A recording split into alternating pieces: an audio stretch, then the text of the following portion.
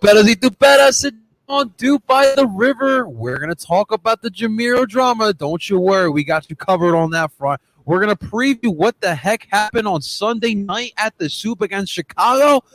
I can't explain it. And, of course, we're going to preview the Toronto FC match. And, guys, don't you dare go anywhere because you do not want to miss this episode of DOOP by the river. Let's get this started, guys.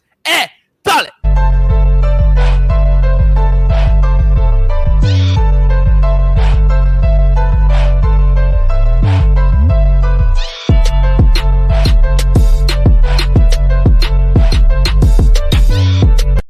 That is right, ladies and gentlemen. Welcome to DOOP by the River, the show where we follow everything the blue and gold, the Philadelphia Union, brought to you by Philly Sports Network. Guys, we're not on PSN. Of course, it is Flipping the Birds night, so shouts out to Brian and Chris and everyone over there on Flipping the Birds. They are taking over PSN tonight, so we are on here on El Parcero Phillies YouTube channel, but it is all good. We got a lot to get to, and of course, before we move forward, ladies and gentlemen, please welcome Justin. He is now the concerned bald man Freiberg. Just you and me, buddy. What's going on? You know, we got a concerning few situations to talk about, and Philadelphia is melting because it wouldn't be Philly sports without a complete freak out. But hey, that's what we're here to talk about. If we're not acting like the world's ending, it's not a Philly sports fan. So, of course, we'll get to all of the crazy stuff that is going on. No Tim and Axel, just be me and Justin today. They'll be back on the next episode, but we got you covered with everything that's going on with the Philadelphia Union. Guys, before we move forward into today's episode, guys, do not forget, if you are watching this live on El Parcero Phillies YouTube channel, make sure to like the live, subscribe to the channel. Also, subscribe to Sports Network YouTube channel. We do usually record on that platform as well. Of course, tonight is Flipping the Birds night again. So go Birds first off, and make sure to subscribe to Philly Sports Network.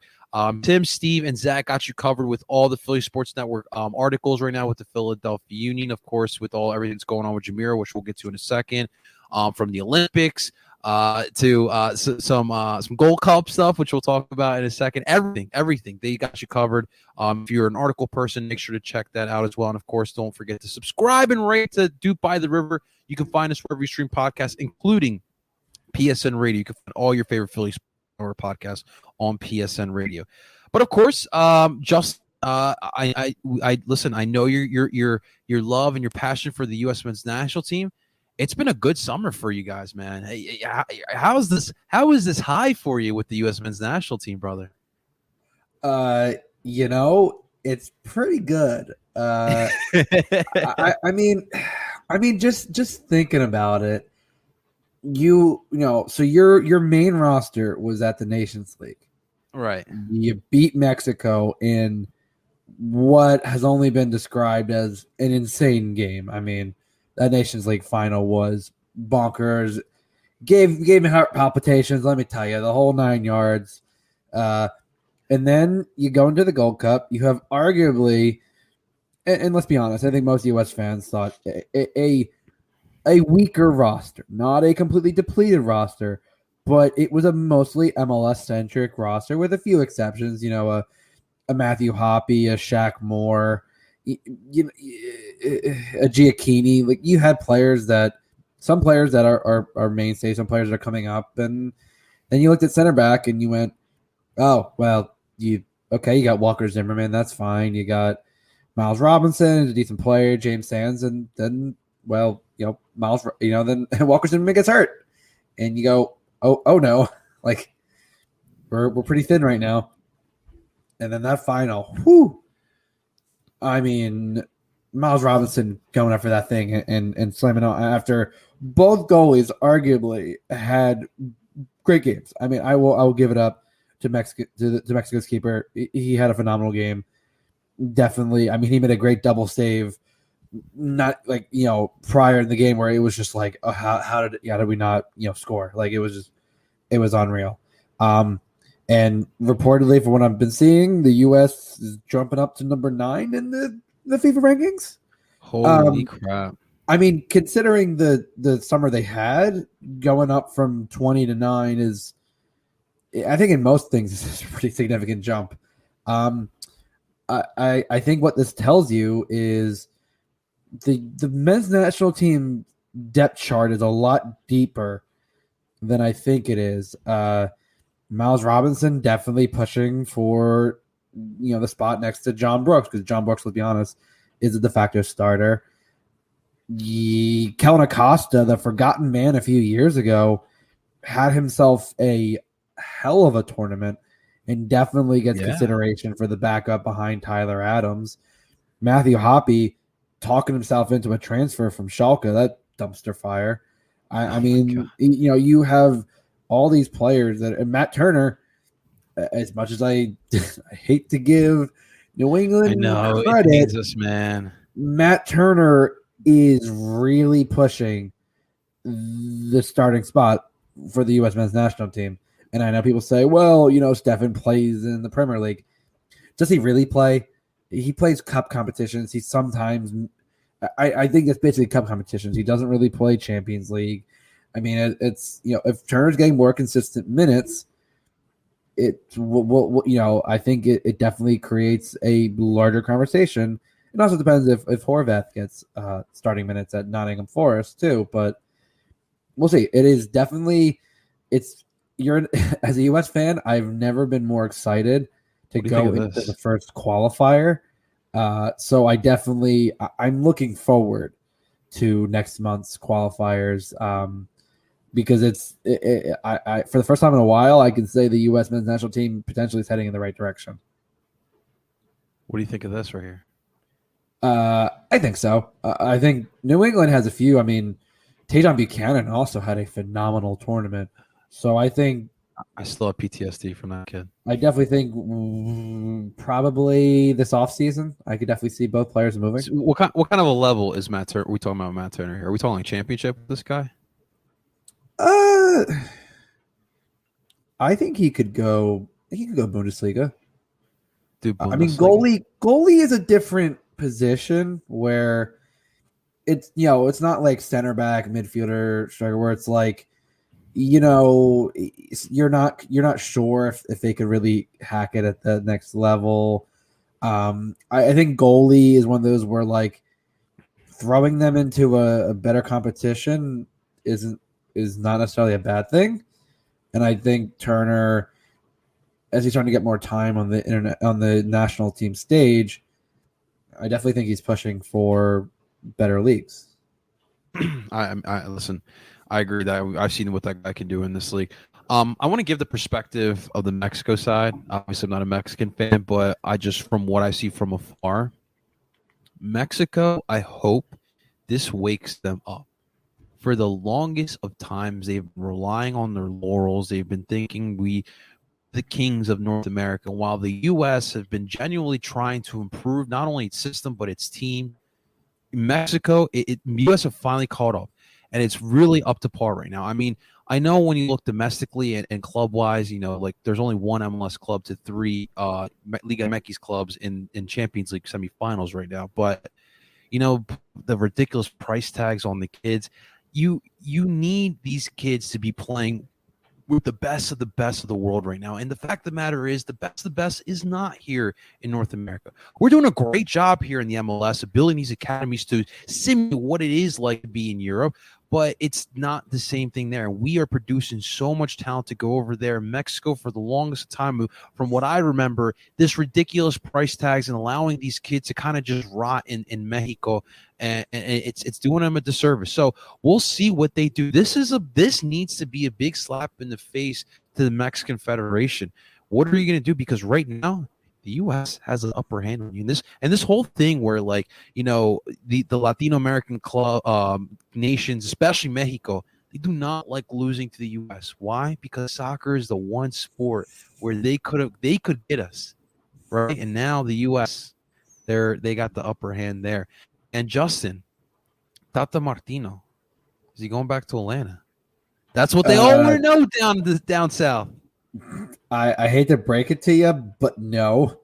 I think Tata was quoted when he left as he never wanted to coach club against anything specifically Atlanta again, especially if Bocanegra was still there because he was, as articles have come out, Bocanegra, good player, not so great of a front office manager, and I think, I don't think he'd be coming back as long as Bocanegra and Darren Eales are at the helm of Atlanta. So no, Atlanta fans. I would say I hate to rain on your parade, but considering how cocky Atlanta fans have been, I love to rain on your parade. Tata ain't coming back. Oh man, good stuff, good stuff. So kudos to the US men's national team. It's looking good. And God, you know what? Forget about Brandon and Mark. Don't forget about them guys. They're still really good players, and we'd like to see Mark is in the running, right? For center back? Or no? I'd say he's in that conversation. I think him and Miles are definitely pushing for the right now. I would say like a depth spot, at least on the potential 23. I like that. I'll take that. All right, so let's start off. Let's move on to our club, and we're gonna start off with some not so good news. But we got to talk about it because, listen, man.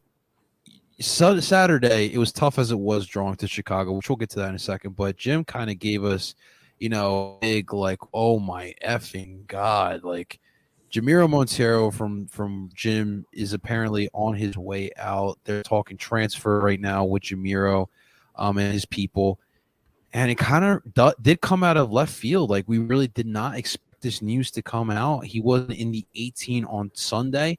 But it definitely was scratching because he wasn't on the injury report or anything, and then he doesn't play, and then Jim comes out with this news, and it's like, how? And that's where I'm at. Like I'm just wondering, like, how did we get here? Now there's different reports. There's reports from JT actually saying that families is a main reason why he wants this transfer. From my understanding, his family's not here in the States with him. And listen, family over anything, obviously.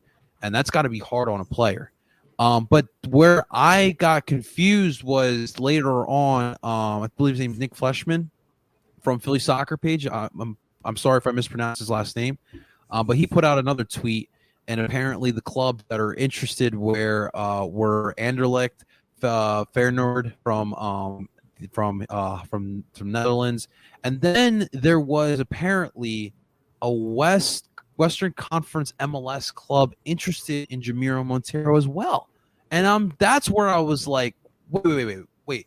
He was saying he doesn't want to, or he wants out of here because he hasn't been able to be around his family. He wants to be close to his family. And obviously with visa issues in the United States, that makes it tough. So why would he want to go to Western Conference? Or why would a Western Conference team be in the mix? Now, could it be Vancouver?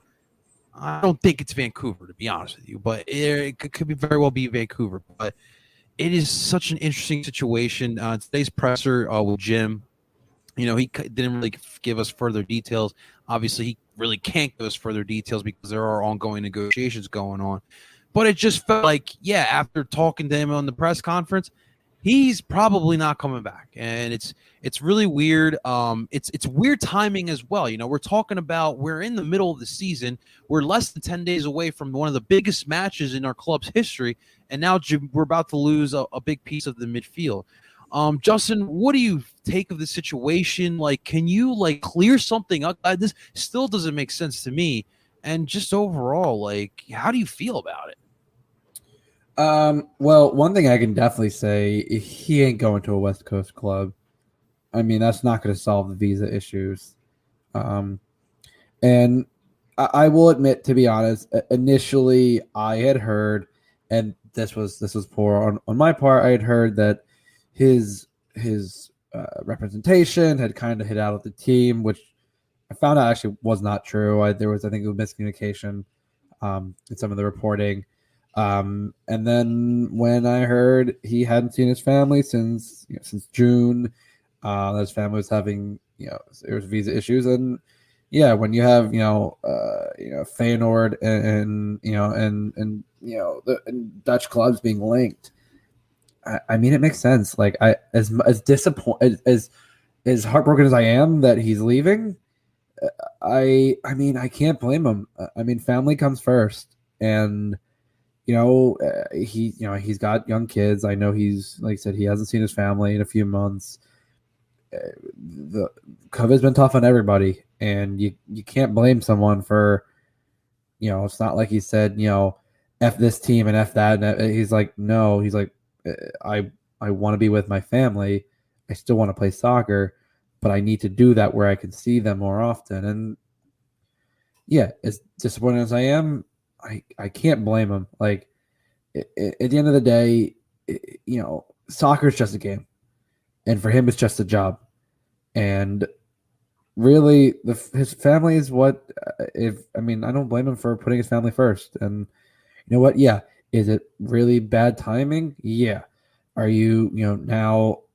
I mean, a little less deep at a position that you still have decent depth in, but you have one player incoming in Bueno who hasn't, again, with the visa issues, has not come in. Davo has still not been finalized or made official, which concerns me because the window closes in a few days. Thursday actually is the deadline, so I'm a little concerned at this point that deal has not been announced. Which I'm hoping does not lead me to believe that the deal is now basically done or like imploded. Hopefully not. But at the end of the day, again, it's a job for Jamiro, and if he can do his job close to his family, I don't blame the guy. Like I said, it'll be a shame that he's leaving. He's been one of the most impactful players, on this team in the last few years. But at the end of the day, again, he wants to be with his family, and I can't blame him. I agree with you, and he's like a really reserved guy. Like you don't really ever like he doesn't wear his emotions on his sleeve. Like my favorite story is the Union Pep rally in 2019 when we're at the Xfinity Live Center, and Sean Brace is on stage and he's trying to hype up Jamiro, and Jamiro is just like I think he's just like a naturally timid guy, and that's completely okay. And he just doesn't know what to do. That's kind of like simplifies what kind of what Jamiro Monteiro is, the type of guy that he is. Do you think that maybe this is something that's been heavy on his head, and maybe that's the reason why his play hasn't been as strong? Obviously everyone wants to talk about, Jameer should not be playing 10, and I get that, but do you think this has something to do with that? I honestly, I actually think so. I think last year was probably pretty tough for him. Probably didn't get to see his family as much, considering how absolutely very restrictive travel was into Europe. And even so, this year, I mean, it wasn't only until recently where vaccinated Americans could go into Europe, and even with players, vaccinations have not necessarily been required, but it's a really preempting point for a lot of things. You've seen vaccine related trades in this league. I'm looking at you, Eric, anti-vaxxer Tato, and looking at you, Jeff, right wing Cameron, like players that are actively anti-vax. And I'm sure Jamiro That's a probably personal choice. this whole season probably has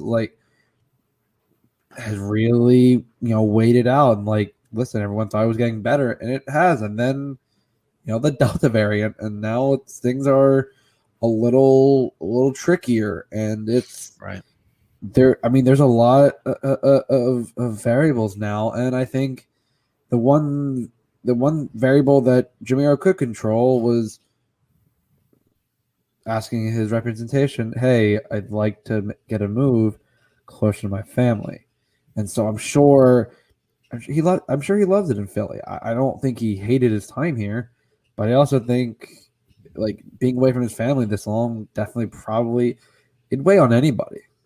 Yeah, man. Yeah, it could very well be the issues why the midfield.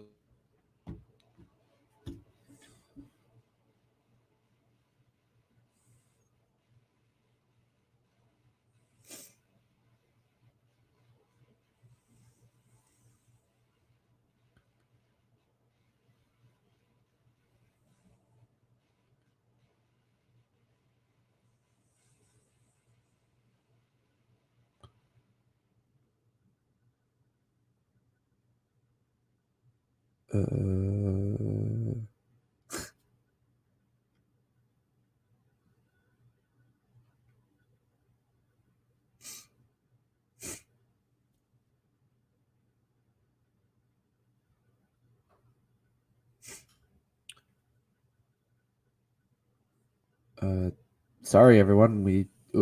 Geez. Uh, uh, Reset. Well, it seems that Johnny had technical issues. Um, to answer your question, Reese, Finlay was gotten in the window was open for Europe. Him and Flock actually. So the way the MLS works is they also operate within that structure, but also can get players right towards the beginning of the season. So that was within the MLS window. And Johnny's back. Hey, And we're back. Back. Hey, wondering if that was just.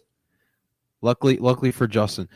Thank God for Justin. Where do we end off here, Justin? Just remind me real quick. I think you were talking about what I'll wait on Jamiro. And that was as far I think we'd gotten. So my last point was, how similar or different is this from the Nogueira situation? I think a bit different. I think for one, there are similarities in that I think. Well, I know Nogueira's was more of a mental health concern that he was. He was a pretty reserved. He was a pretty reserved person, but I think he was having a bit more of. I don't know if it was anxiety attacks, but it definitely was a bit different. I know both want to be closer to family, but I think the way it went down feels a little different. I mean, pretty identical, but maybe just a little different. Yeah, I think with Nogueira there was just a bit more. It just felt a little different. Like this one is for me seems cut and dry. It's it's his family. It's also a pandemic. I think there's a bit of a distinguishing difference. Pretty much, absolutely, pretty much. So, yeah, we'll keep an eye on what's going on there.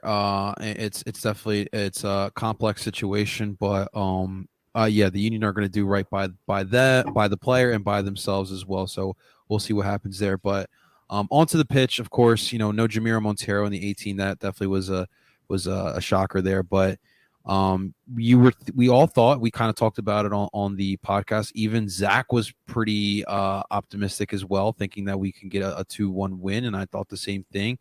And again, the Union start off this match, it looked aight, and then they allow an early goal on a quick counterattack on a crossing situation, and I still see it in my head. Frankowski just running, streaking down the center, and just getting a good head on that ball, and not much Andre Blake can do that situation in his first game back, and it was what it was. And then about 20 minutes later, it's funny, AK Gaming brought it up as well. Amsberg with a little contact on Corey Burke right outside, just on the edge of the box, and that drew the red card, which led to the free kick right outside the box. So here is what I got as far as an explanation on that red card. So from my understanding, that close into the box, you can't just not give a player a red card. There was there was contact there that I didn't think that it was means for a red card, but that is what I heard from a referee. I'll cut in there. So while yes, that might be true, this falls 100% into the realm of dogso. And for those uninitiated, that stands for denial of a goal scoring opportunity. And in that situation, and it's always the case, last defender back trips him up. If you are the last defender, you take a player down, it's a red card. It's gonna be dog so every day of the week, whether it's inside outside the box. There was contact, and you could see it. You could see it before, and I was amazed it wasn't called prior. If you looked, he got his arm in Corey's arm, and the legs, get in, and he throws Corey off enough. But you can see, I mean, he got his arm hooked into Corey's arm, and then Corey somehow gets the shot off. I mean, the Union players immediately went to the ref, and now, granted, it was very close to the box, so I'm sure the Union players initially thought it was a penalty. It was inside the box, and AK Gaming, while Fire fans might say that, the letter of the law is denial of an obvious goal scoring opportunity, last defender back. It is cut and clear a red card. It always is. It always has been. It always will be. And that's the case. I mean, don't get me wrong. I mean, it like I said, was their contact minimal? Yeah, it's, but he got his arm in. He does pull him down. It's, there is contact. You are the last defender. Ergo, that's textbook. That's textbook dog. So, I mean, the rules are the rules. If they happen to the Union, I'd be pissed, but be like, oh, he was the last defender. It does happen. And then, can I say, for me, the level of irony that is, now these days with the free kicks, you have one player laying down behind the wall. The fact that the section of the wall that jumped was around the player that was laying down, and there's not much Shuttleworth can do about that. I just find it funny because, I mean, you talk about, players, teams doing the strategy specifically to stop the ball from going under the wall. Well, the ball went under the wall, and the player wasn't there.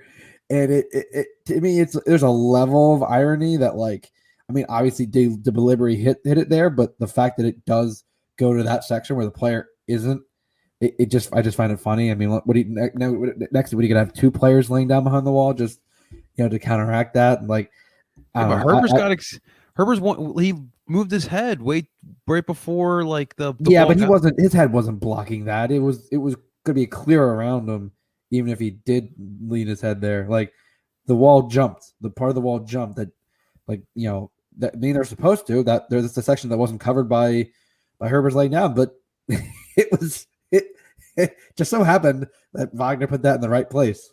Dude, what a shot by Wagner, man! I just unreal. I mean, and I think I said this to Tim, before the kick lined up, and I was saying like, well, do you have a right-footed player take that? My thought was, well, you'd have a left-footed player take that because you can curl it inside the post. Like, if you were on the right side, I want a left side. I'd want a right-footed player taking it because I'd rather have it curling inside the post than potentially clanging from outside the post.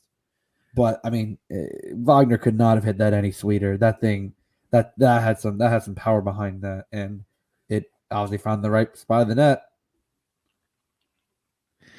That is true, and unfortunately, that's really all the goal scoring that would be on that night. Second half, I mean, I think a lot of Union fans kind of want to forget it.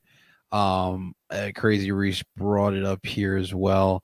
Obviously, yeah, that's the name of the game. Unfortunately, I don't agree with it. I'll be honest. I don't really care for the time wasting. Wait! I thought only Philly did that. Oh wait, that's right. That's only Atlanta fans. Never mind me. That's ridiculous. But yeah, and we had the 30-year-old side with Elsinio and Bedoya having a couple opportunities, but the Union could not get the job done. And Justin, you were there, and I'm sure there was a rain of boos that went down throughout Subaru Park. It wouldn't be Philly sports without it. And the Union walk away with a 1-1 draw. But honestly, it does feel like a loss. I mean, we're talking about a Chicago Fire side that it is, yes, they are competing for the wooden spoon. They haven't been really. I mean, as of late, they've been okay, but there's nothing really dangerous of Chicago.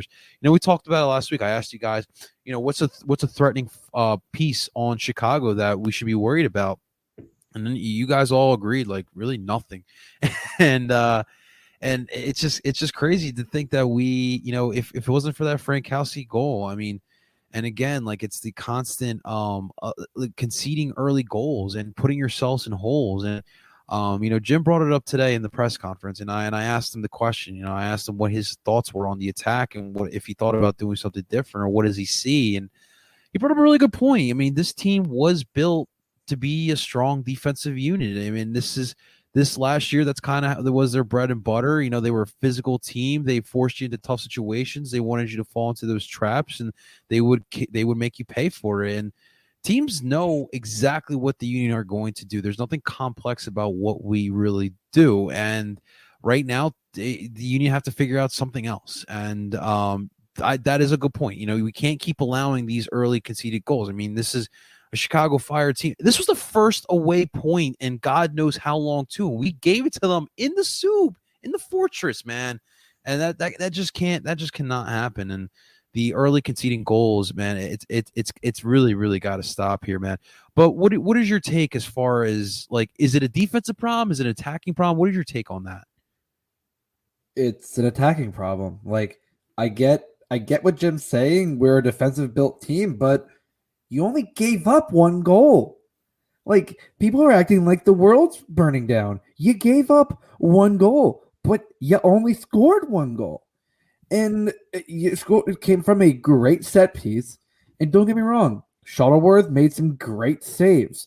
He freaking used his face to stop a close range alley, rocket.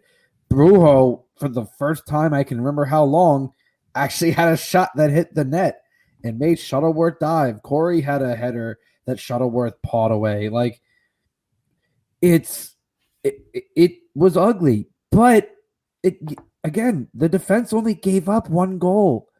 And I said this to Tim, and I said this to a lot of people. This midfield was stale. I'm sorry, but there was no creativity. Everyone was standing around, and if someone was making a run, no one was passing it. They were trying to do this 1-2 in the box instead of just even getting back to the old Union, which wasn't great, but crossing it into the box. They were trying to get fancy with it. It was stagnant. Chicago knew they could just stack the box and just wait to crowd the crowd the channels, and it just got old. And then you went back to the trying to rely on Elsinho when Elsinho's coming back from an injury, and then you wait to sub in the kids too, and you sub off Leon for you keep the kids on, like you keep Ali on. Like, I love Ali, but you telling me McGlynn and Sullivan they would have done better earlier? They wouldn't have done better for Ali. Like, I just don't get it. Like, I understand what Jim's saying. Yes, the team's built on defense, but your defense only gave up one goal. Your offense is completely stagnant. It has got no creativity, no life. I've been saying this now for over 3 games. Like, this team needs a boost. It needs to wake the fuck up. And I don't know where it comes from. Like, Jim, again, you're getting Sergio back for Toronto, which is great. And I think Sergio probably gets a start. But I think you really need to rotate this midfield. I don't know. It just felt like there was no life, no creativity, and I don't know what you do unless unless you just completely blow up the starting lineup and do a little creative tinkering here.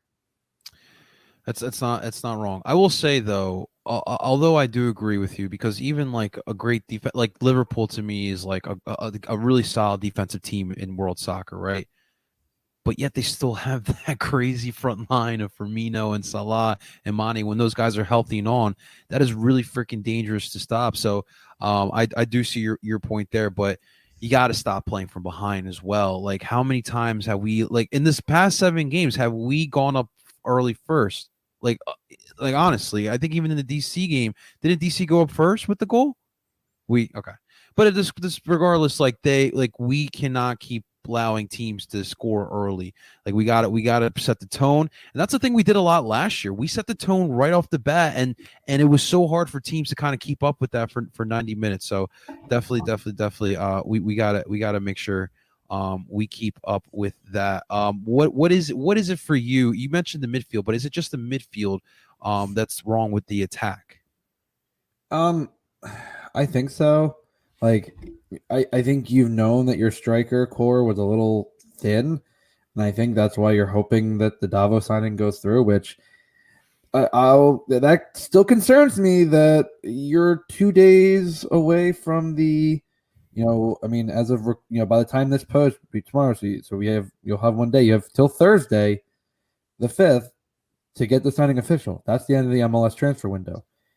You have still not. I mean, visas aside, visas don't. You don't need the visas to be through to have the transfer go through. I mean, heck, Right. Bueno isn't even in this country yet, but that signing was made official last week. Like, that's what's concerning me. And I think, yeah, okay, your strikers are, are the production's a little thin, even though considering how well they've played, but. I mean, I think you need to inject some life into the midfield. The midfield, the strikers rely on service. You can only do so much. Even the great Joseph Martinez, who everyone loves, then in Atlanta, like you look at his numbers. I mean, his numbers were best when he had Miguel Almiron, Julian Gressel crossing in, Tito Villalba. Like, you had good players providing him service, and yes, he can create on his own, but his numbers, have gone down since, like, you can only do so much when you're the only person for doing things. And, if Gazdag, I could tell Gazdag wanted to get on the ball and got on the ball and was looking around, but there, Ali, you can only do so many runs into the corner before he gets exhausted. Remember, he is 34 years old. Leon, I think it's time maybe you move him back to the 6. I think then maybe you give Ali a break. Maybe you bring in Quinn for a start. Maybe you bring in McGlynn. Maybe you bring in Paxton. Like, I think it is time to get creative with this midfield, because your striker core can only get so creative unless you're playing someone as a false 9. You can only get so creative with really only 3 strikers. Right. The midfield is a little bit concerning to me because we just talked about Jamiro Monteiro. How come we haven't revisited Matt Real back as a shuttle again? Honestly, I wish I knew. Like, he didn't do a bad job. It'd be a good option. It's an option for sure, but I mean, unfortunately, I don't see Jim rotating, and that's Jim's one main issue. He talks about, oh wow, like, and he doesn't rotate. He does, like, and that's the biggest problem I have with Jim at times is he sticks with the same roster and beats it into the ground, and then you wonder why. I mean, Ali looked exhausted. I'm sorry, he just looked gassed completely, and that's what happens when you run a 34-year-old player into the ground. Like, as much as he wants to play, I just think he just needs a break. Yeah, at that age, you definitely, and the break would be very much needed there. The back line. It was really interesting. Now, I don't think this defense was bad on Sunday. Like you said, they only allowed 1 goal. I haven't been completely impressed with the Glasnes Elliott partnership over the last 7 matches. Jim still is high on him, but he did say that there is a possibility Stuart Finley could be starting in the next couple of games. What do you think about it, man? Like, why not just give Finley a little run? No. That's what I said previously. I really think I thought last game was going to be the chance to give Finlay a chance. You brought him in to be, again, we're not saying he's a direct McKenzie replacement, but a McKenzie-like player. Give him a chance. Put him next to Elliott. I think Glasnes of the two. I think Glasnes probably should take a seat on the bench for 1 game. Rotation. Yeah, see what he can do. Like, I think it's time to give Finlay some starts. I feel like we're gonna have to, like, rename our podcast or name the segment Rotation.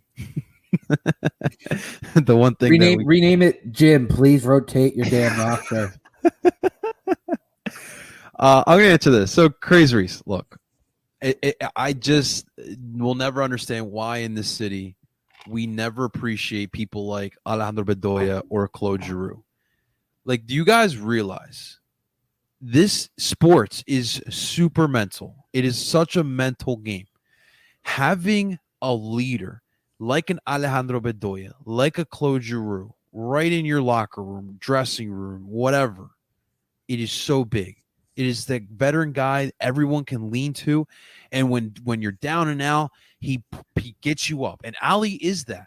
Now, what Justin just said is really the issue. My man is getting ran into the ground. He's 33 years old, and they're running him like he's 23. So he is not the problem, but it would be nice to get him some rest. And no, he should not be stepping down as the freaking captain. He wears that captain bands until he says he is done with the Philadelphia Union. And when it's all said and done, I am telling you, he will be the face of this franchise. It will take it over for Sebastian Latou. And he does not need to take that armband off. Come on, guys. Why do we do this in Philly? I just don't get it. Because we're Philadelphia. That's how it works here. Like, it's you're appreciated until you're deemed not useful. And Ali definitely still is useful. I mean, I don't think his captaining is in question, at least from me. I just think, like, give the man a damn break every now and then. I agree. I 100% agree.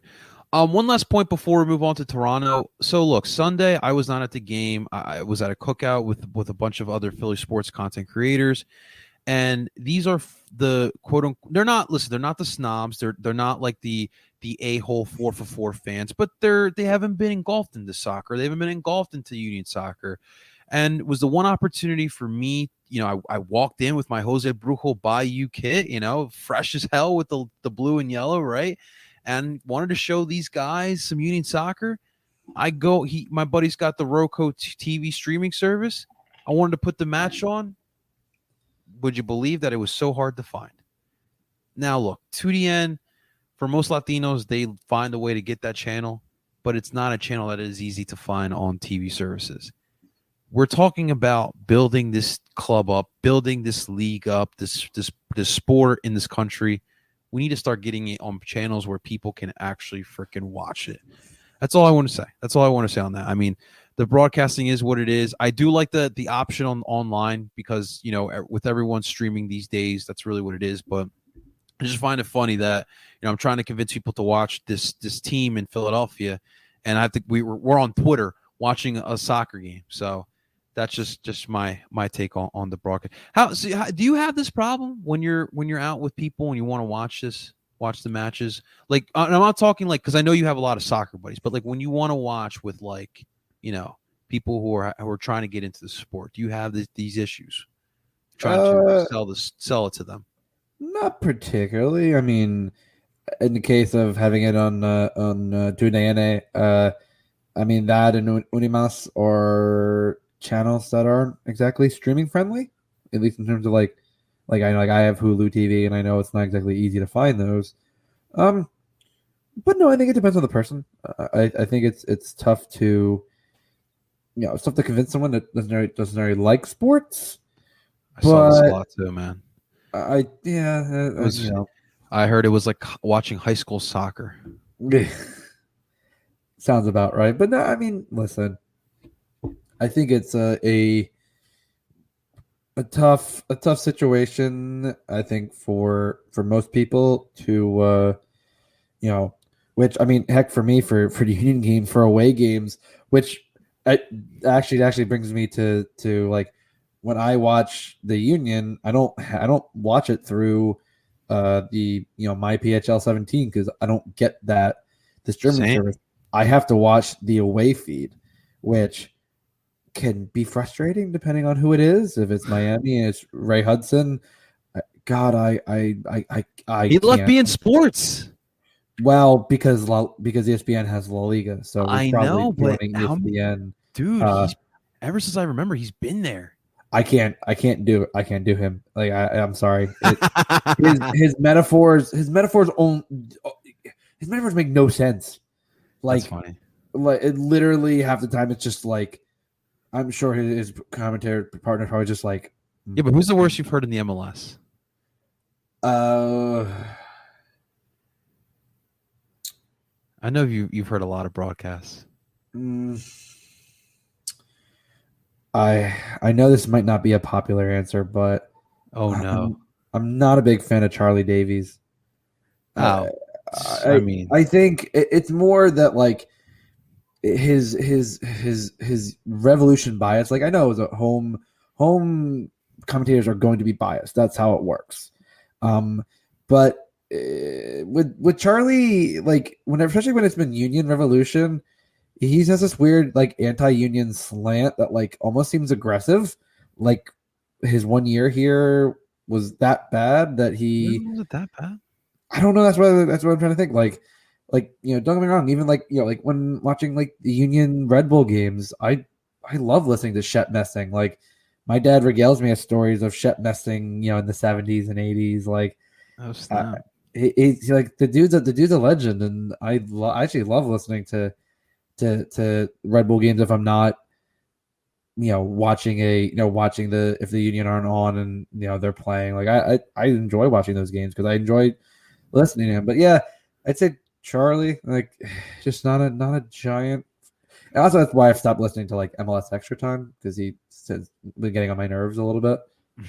But yeah, AK Gaming, Taylor Twelman definitely is an answer. Having Really? How do you guys hate well, I mean, Taylor? having talked to him actually he actually appeared once That's right. on the Union Happy Hour. He's a pretty cool dude. Like I gave him a lot of crap before, but he came on and like we were talking about like he was like he couldn't stop talking about how good the Union were playing, and this was like right around the time of Supporter Shield, and like it was a good guy, but yeah, for me it's Charlie Davies. See, Like I think Taylor's important for us because obviously what you're seeing from him is he's starting to dabble in ESPN, right? And like, wasn't he doing what like, are we doing? yeah, but wasn't he doing like Sports Center episodes? Like, it's important. Basically, he's been getting more and more stuff with ESPN. I mean, he's getting a bigger clout. You can have your opinions on Taylor, and I respect that, but he's important for us because positions like that, that's how we start getting some notoriety, and we really need more people like that. All right, Justin, let's get into tomorrow's match. We got a little bit of time left here, but we got Toronto coming into town. Now, last year it was a tale of two different types of matches. Obviously, remember going up into UConn Stadium, a stadium that I remember watching as a college football addict in my teenage years. It was really weird, and I think that was one of the matches where they came back and we had the lead, and they came back and beat us in up there. And then I still remember the match here in Chester where I was with Paul. I remember I was with Paul Catrino, and I still can't believe like Sergio got a hat trick, and we put like a 5 spot on TFC. It was absolutely crazy. This year it's been a little bit different. I think Justin, safe to say they've been a little bit of a shit show in Toronto. I'd say hiring Chris Armas, and waiting until you get thrashed 7-1 against DC, 2 games before you came back to Canada. Yeah, was not a great start. I mean, Yeah, man. yeah, not great. Well, hiring Chris, I mean, obviously wasn't the good idea, but listen, we kind of talked about with Jamiro, like playing in Florida for the beginning part of the season. That's so hard being far from your family. It kind of felt like foreign land for you. And luckily now they're back in Toronto. All the 3 Canadian teams are back in Canada. So that's definitely good news for them. But Chris Armas got sacked. It obviously wasn't the right choice. I mean, we can all question why it was they actually went with him, but Javier Perez has been coming in here, and he's actually done a solid job since then. I believe they played 6 or 7 matches or 5 matches since that DC United shellacking, and they haven't lost. They've yet to lose since Chris Armas got fired. And the good news for them, it's only getting better. They're starting to figure it out. Alejandro Pozuelos and Josie Altidore are coming back, and from my understanding, they'll be available tomorrow. It's good for them because obviously Akinolo has been out for the year, and that is a big loss. We kind of remember him last year. He's definitely one of the up and coming stars in this league. But yeah, it should be interesting. The Toronto also have found Soltero, who also has been really big for them. Jim actually, put an emphasis on him in the press conference. They're dangerous from out left, and he's kind of one of the main reasons why that they are dangerous. So, I don't honestly, Justin, I don't know if I feel really good about tomorrow night. I know I'm gonna be at the Sub. I'm gonna be rocking and I'm gonna be loud as I possibly can. The goal is to lose my voice, but Toronto is getting good at the right time. They're getting their players back. We don't really know exactly if Javier Perez is actually the answer for Toronto as far as a manager goes, but he's obviously doing a better job than what Chris Armas has been doing. And they can, if all goes well, and they're all their guys are good to go, they could be dangerous. How are you feeling about tomorrow's match with Toronto? Like, what do you see from this team? Can they really, really leave us upset here tomorrow night? Listen, that's always a possibility. Especially these days. But I don't know. I don't think I'm any less. I'm concerned about the creativity of the midfield, but I don't think TFC scares me. Or, it's going to be a tough game. I think it's going to be a very, very close game. But I don't see anything that's like, wow, Toronto, like, okay, yeah, Pezuela coming back, Alps are coming back. That team just like, they're a grinded out team. It's nothing really like screams like, wow, like I'm so really concerned. It's like, listen, it's gonna, to be honest, it's gonna be a very low scoring game. I don't, maybe 2 goals total. So I'm not really sure how I feel. It's not necessarily a concern. It's like, are we gonna draw again? Are we gonna barely lose? Like, it's got kind of like, not I guess apathetic might be the word. Just kind of Yeah. Listen, when it comes to our side of it, look, the midfield. What is this midfield going to look like? The rotation. Are we going to actually see some sort of rotation? Jim said we're going to go all in and we're going to try to get 3 points tomorrow night when Toronto comes here. But listen, you've been putting out what we think to be your best starting 11, and unfortunately, that starting 11 has kind of looked stale at times. I'm really curious to see what they're going to do.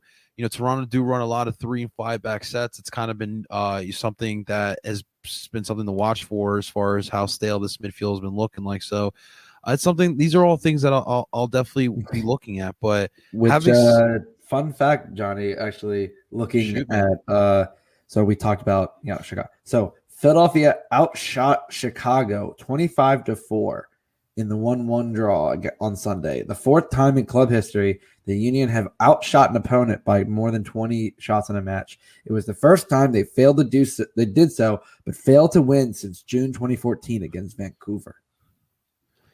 Man, it's been tough, man. And it's crazy too because even when I think last year, if they had a moment, like the moments in last year only lasted like one match or one single half, and then they would snap out of it and keep playing their play. But this year, it's just like with the stretch, and we had a little bit of the stretch in the beginning of the year.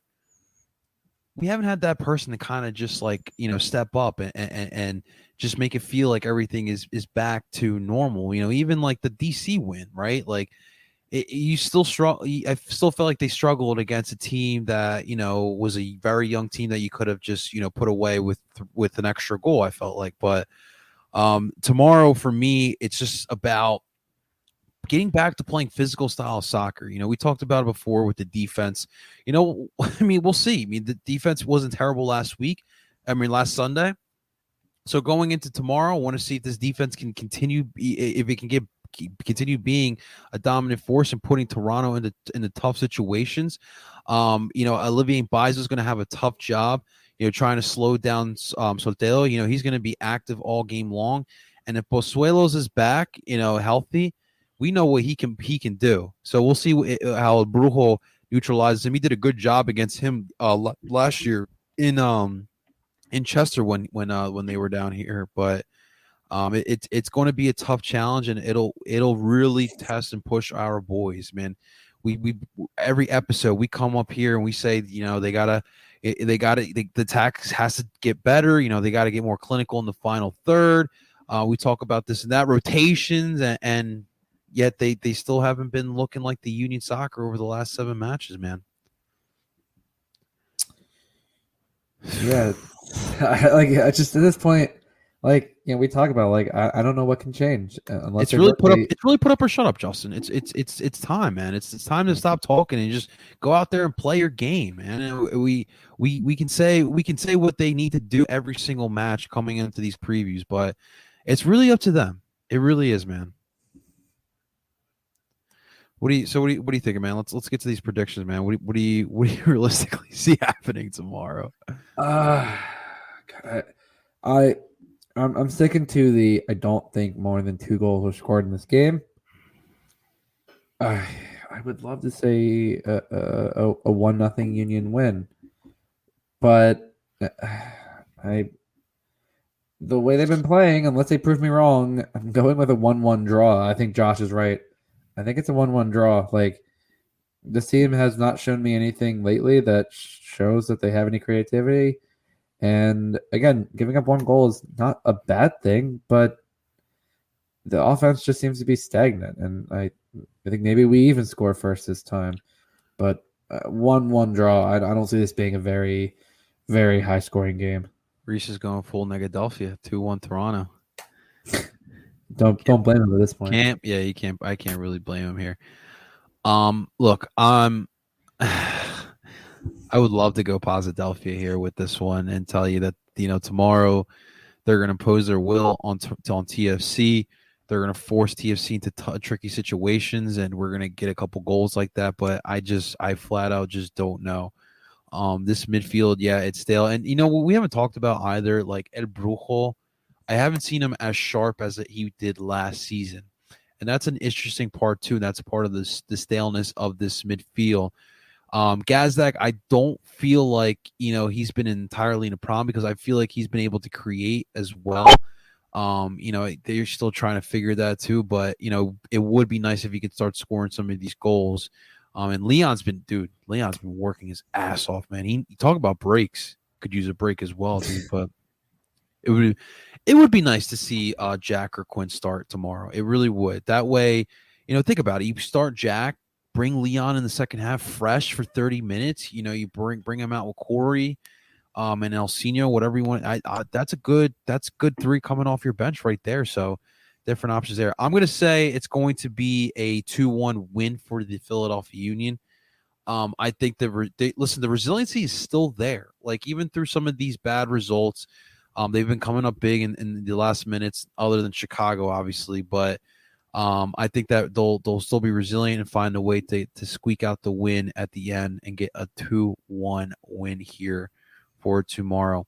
Justin, 1:39 tomorrow. We'll see you. Mm-hmm. Same spot I always am. SOB tailgate. Yep. Well, yeah, absolutely. I hope to get there by 5:30 if traffic isn't. Any special guests? They've had special guests the past couple matches. We had the Pandemic crew last game. Also the Reese's guy.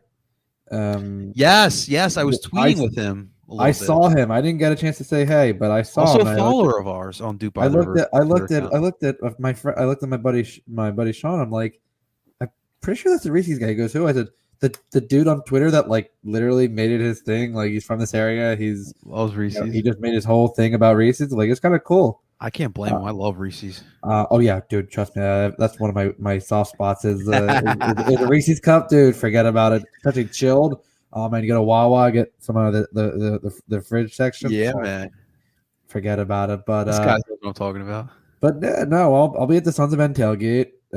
If you're around, I'll also be in 139 row D, seat 13. Right, my in my corner. I'm sure whenever you walk up near 140, I'm sure if you walked into to the river end, you've seen me. You probably haven't noticed. Like I said, I always say it's hard to miss this big old Yeah, noggin. and to the point, guys, listen, if you guys see us, don't hesitate to say hello to any of us. Like, honestly, we really don't bite. Like, we welcome all, and like, definitely don't be shy to say hello to any I of us. don't walk on airs. I don't pretend to be. Right. Oh, I'm a podcaster. No, like you see me at the Sons of Ben tailgate. I have a beer in my hand, probably just shooting the shit with anybody that I'm with. Like, listen, we don't pretend to be anything we're not. We're just Right. two dudes who are big soccer fans and just so happen to have a podcast. Like, nothing more than that. I will say, if you guys do see me TikToking anywhere in the stadium, inside the stadium, you guys can hop on in. Don't feel weirded out. You guys can hop on in. I know I get a little too crazy with them sometimes, but it's all for the team. It's all for the team. We listen. TikTok is a big social media platform right now, and I just want to show people what Chester's all about. So that's all we're doing here.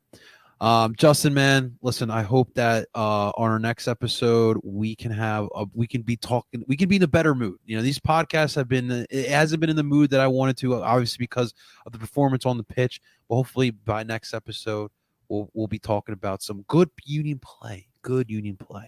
Fingers crossed, my man. Fingers crossed.